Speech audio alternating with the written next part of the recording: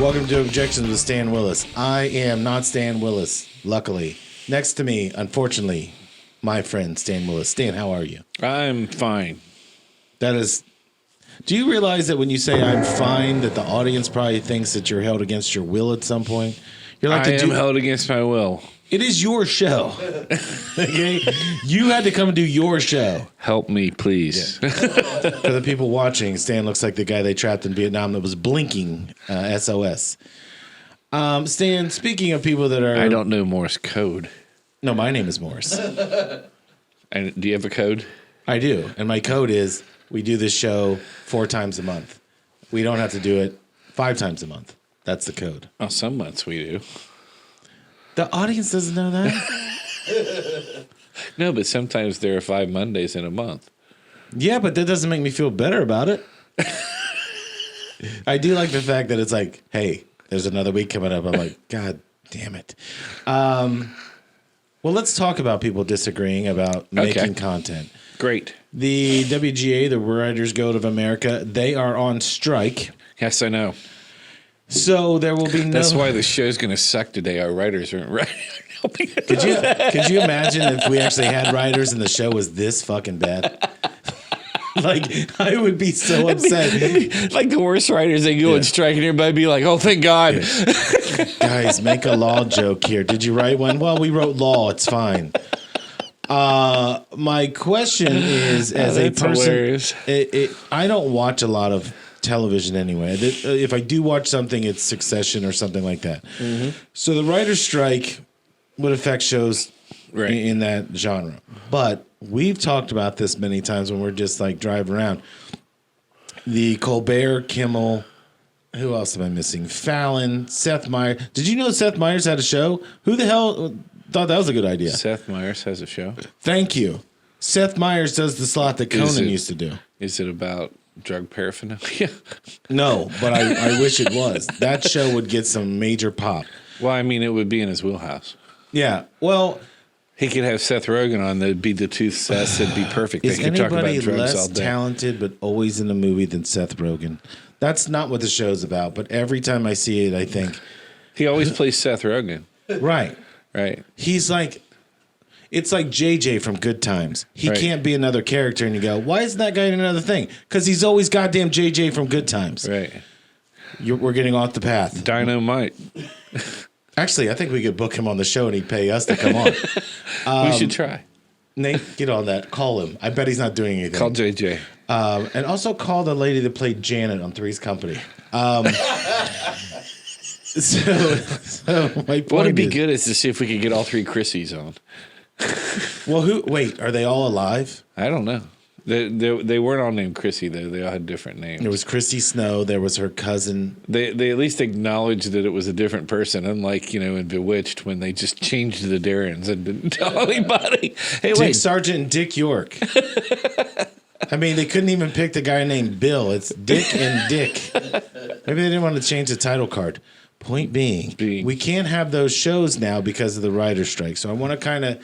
I have this question from the standpoint of employment law. Employment law, yes. I'm going to give you just a little background on what their demands are. Okay. They want writers' rooms because a show might be 8 to 10 weeks, right? So it's not the 22 to 26 episodes. It might be 8 to 10. They're saying now. Here's the thing: the minimum they make through the Writers Guild is $4,000 a week. $4,000 a week. So when you look at it, you go, "Oh my God, that's huge." Well, it's as long as you're working every week. As long as you're working. So they want guaranteed employment. They want guaranteed benefits. They also want a writer's room that won't have 6 to 8 people. They want a minimum of 16 to 20. All right. Then, in the same room. Yes, because what they're saying sounds like is it'll be hot. I think that they'll open a window. It's it's not a closet. Okay, I see what you're saying. They don't have to stack up like Legos. It's not like this room. No, this room is always hot, which is why we can't do more than one show at a time. I know. But they also want pay in equity. So if you're a writer, let's say you wrote Sopranos. Uh-huh. You're the head writer. Nate has just come out of school. You're going to make the same amount of money. Ooh. Wow. It doesn't mean that you, as David Chase writing The Wire and all that, are making $4,000 a week. It is you're making 20, Nate's not making 20. These are all their demands. So explain to people, when you go on strike in a situation like this, what are you entitled to? Well, so the idea of strike is really it's really kind of a socialist communist concept is what it really is. It's kind of a power to the people kind of a deal, and the idea is that the people don't really have power against the government, and so if all the people stop doing things, then the government can't function, because if all the people just quit, they can't punish all the people. Wasn't it like we're all not going to pay taxes? Right. Like it is a rule, but we're not going to do that. But Right. for some reason, we don't do that. Right. But so that's kind of what the genesis of it is. And then, in our country in the early 1900s, maybe some late 1800s, big corporations were really taking advantage of their workers. And I don't know how much you know about the railroads and things, but the railroads would hire people, a lot of whom were like Asian immigrants, and then they would give them housing, and they would pay them along the route, right? Along the train route. And then they would pay them in railroad script.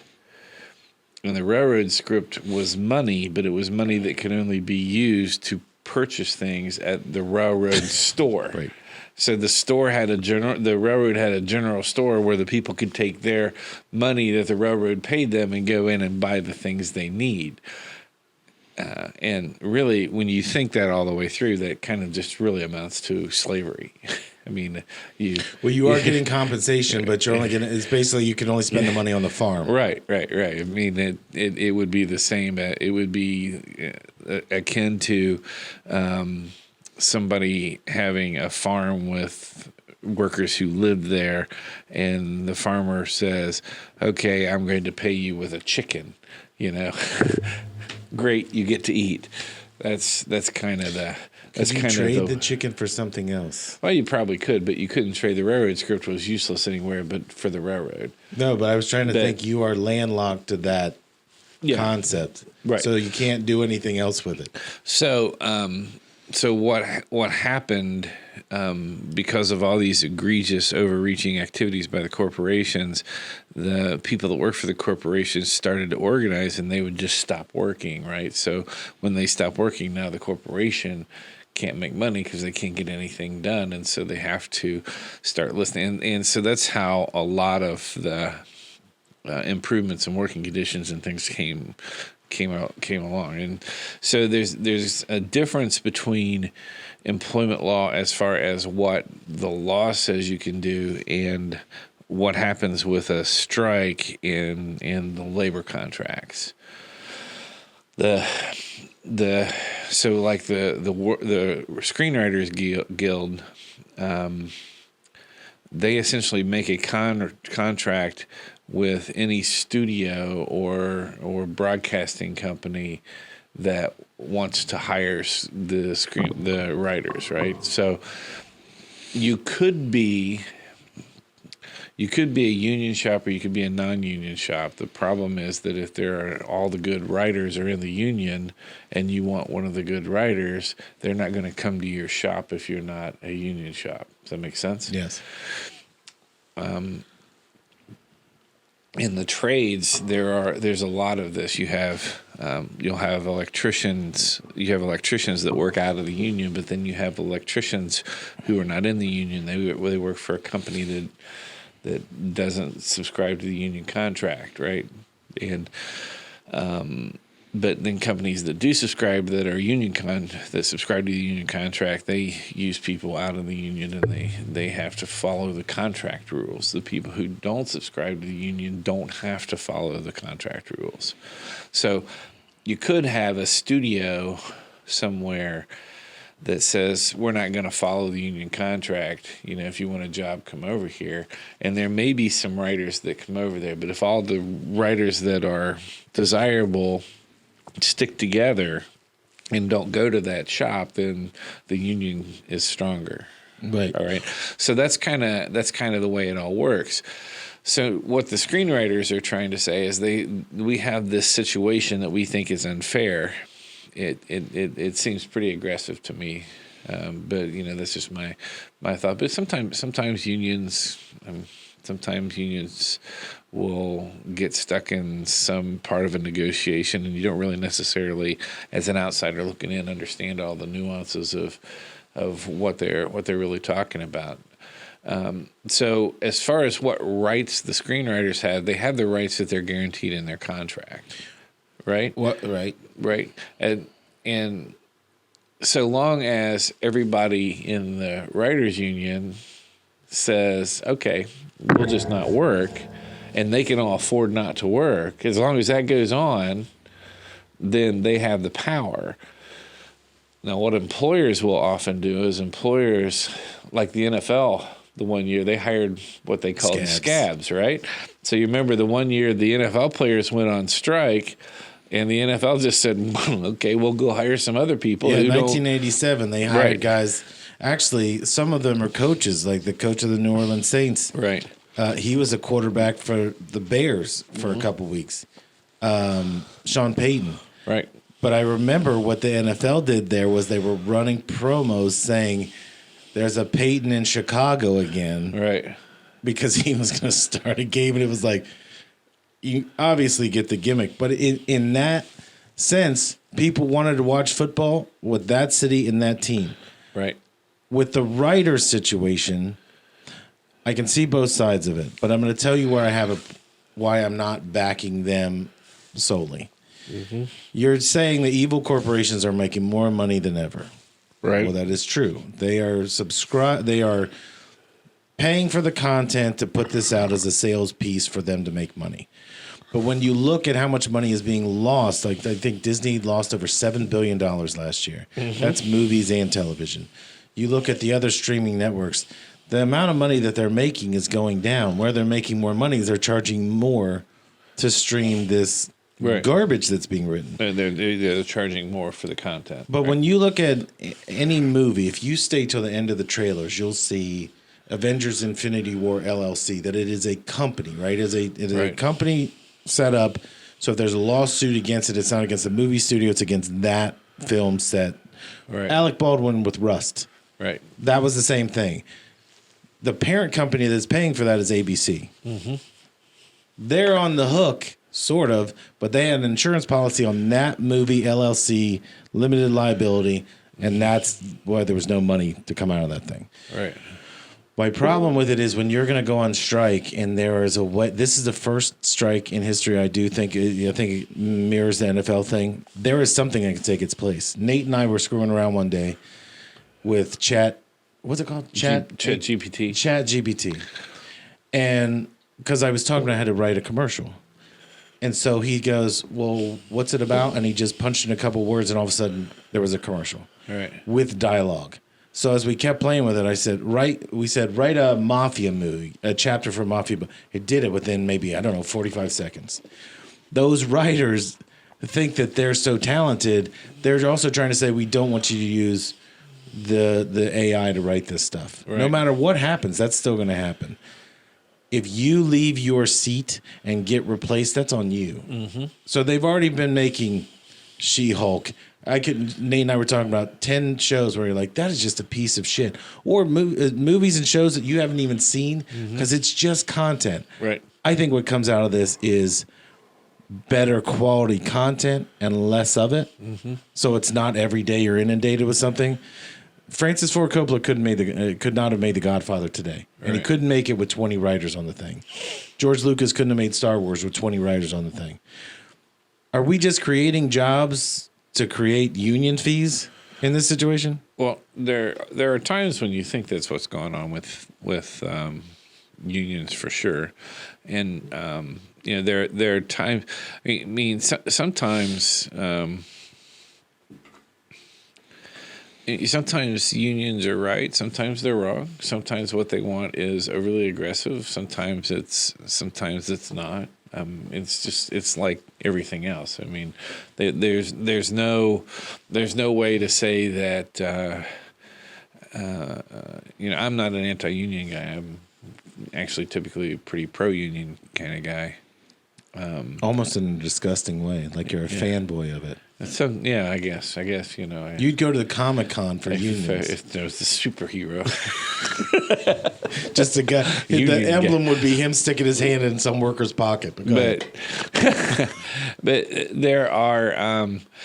It really comes down to. I think the leadership in any particular union, the same as how good a company is, or how good anything is, how good a football team is. It comes down to leadership in that particular organization, right? So if the union has good leadership, then you're going to have the union looking at reasonable things. And if the union doesn't have good leadership, then you have some people who are in there and they think, I got to do something, so I'm just going to do this. Right. You paint yourself in a corner, so the only thing we can do now is we got to strike to kind of reset things? Well, I know of a strike here in Ohio several years back.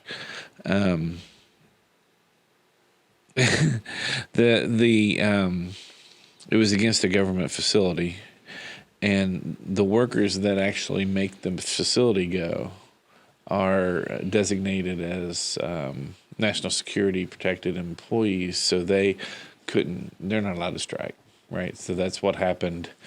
When Reagan fired the air traffic controllers, that's kind of what happened because they're designated as protected for national security, and so they're not allowed to strike. So that's why Reagan was able to fire them and hire new ones, because typically that would be union busting, and that's illegal. You can't fire someone for striking. So in this particular plant, the only people that were not that were designated as that were able to strike were like maintenance workers and people who mowed the lawn, painted things, took care of the facilities and stuff like that. But the guards and the people who made the thing run weren't allowed to strike. They got into a negotiation issue. I don't remember exactly what the sticking point was. I think it had to do with salaries and vacation days. So the union went on strike. So the first thing the government did is said, well, you can strike, but you can't be on our property. So they had to move 4 miles away from the plant to have their strike. You have to be in that swampland with your feet in it. So that was the first thing that happened. And then they were out for a year and a half. Well, the plant kept running.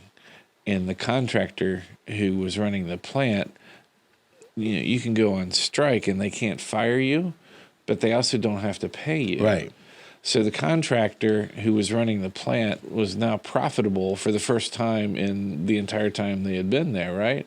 So in my estimation, this was a very poor choice for the union to choose. They would be much better off to negotiate at that point, because they end up coming back to work after a year and a half for less than what they had before. Right. So they ended up having a negative.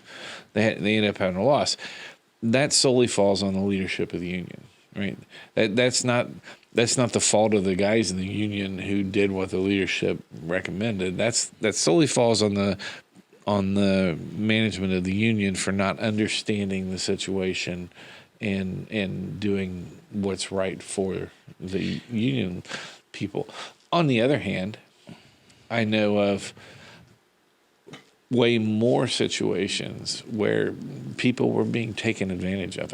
Clearly being taken advantage of under a contract, and the union leadership were able to correct that situation by either striking or threatening to strike. So it really just comes down to leadership, I think.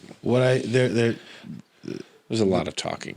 Well, what I think is funny about this situation, I've never seen people that are so down with socialism and communism that really love that capitalism when they can benefit from it. Well, right. Yeah. So right. out of both sides of your mouth, right? So during the Black Lives Matter, all these other things, it was in solidarity for all these events and taking money away from big corporations and all that. Mm-hmm. If those big corporations didn't make all this money, you wouldn't be looking for it and they wouldn't be paying you.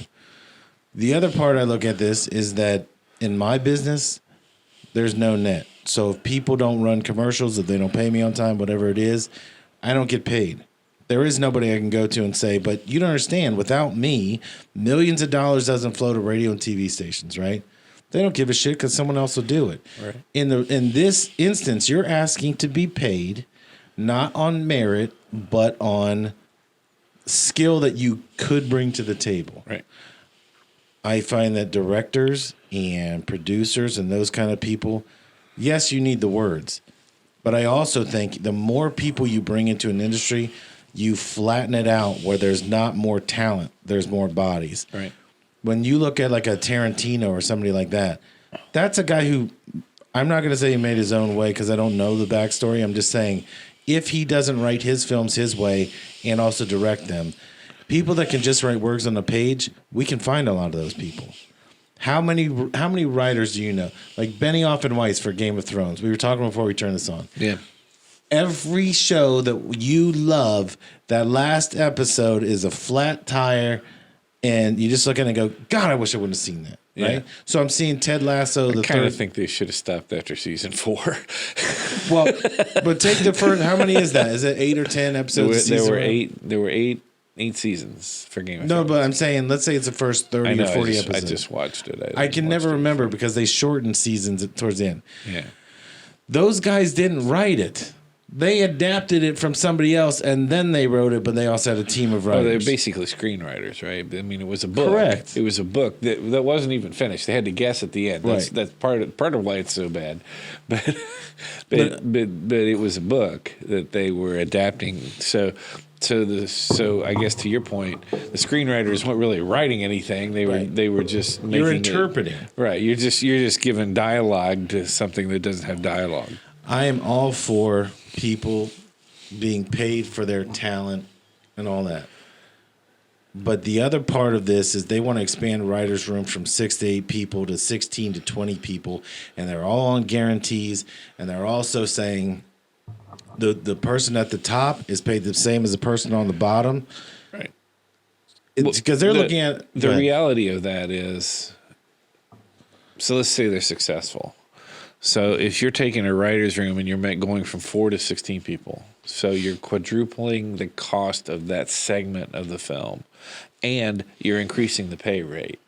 So you're quadrupling the cost plus another percentage of increasing the cost. Well, the studio's not going to absorb that cost.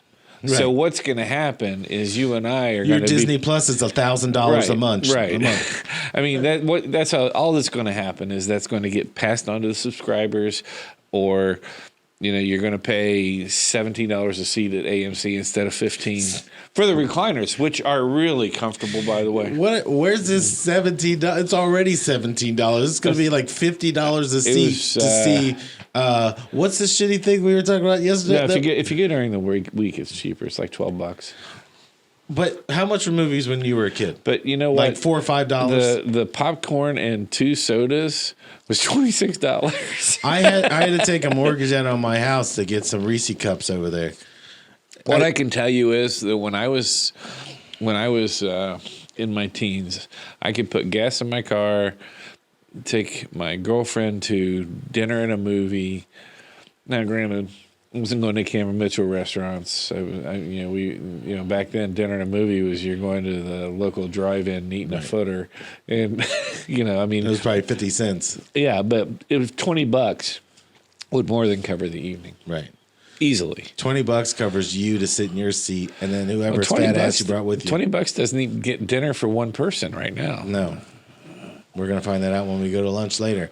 Final thought on this. What do you think the outcome is? With the screenwriters thing? I don't think they'll get everything they want. They'll get something. There'll be some kind of concession. I think the outcome will be that the if they do everything that they're saying, I think what will happen is the quality of product will go down, and the cost will go up. That's what I think will happen. Here's my prediction. All you writers that are on strike, remember, when you're folding the burrito, you do side to side, then you do the top, because you're all going to be in the fast food industry. We'll see you next week.